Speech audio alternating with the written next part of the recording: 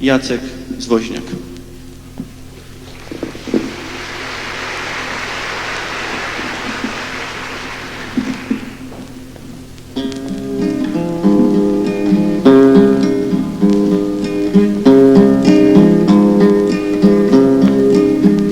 W czasach, gdy się naród zrywał, by się bić o rzecz największą,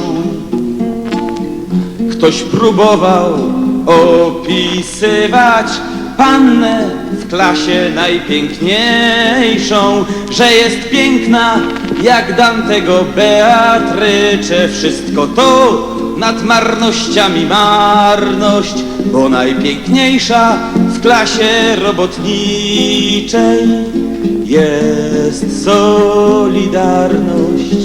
Najpiękniejsza w klasie robotniczej jest Solidarność. Że nie zgwałci tajny agent byle bałamutną strofą tej zwyczajnej prawdy nagiej nie śniło się filozofom, a na pewno nie śnił o tym Friedrich Nietzsche, choć swą myślą wiele spraw ogarnął, że najpiękniejsza w klasie robotniczej jest Solidarność. Najpiękniejsza w klasie robotniczej jest Solidarność. Ranne ponad polską zorzę zapalała Matka Boska, choć sam Bóg nie wierzył w to, że tak na zawsze ma już zostać.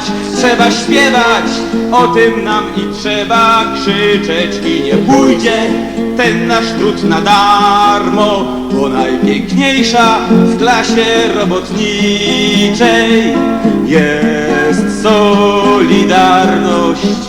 Najpiękniejsza w klasie robotniczej jest Solidarność. Niechaj hula wiatr po polu, niech kakao pije murzyn, a my walczmy do oporu stale, nie na przerwach dużych. Innym klasom, co nam chcą założyć stryczek, czas pokazać to na białym czarno, że najpiękniejsza w klasie robotniczej jest Solidarność. Najpiękniejsza w klasie robotniczej jest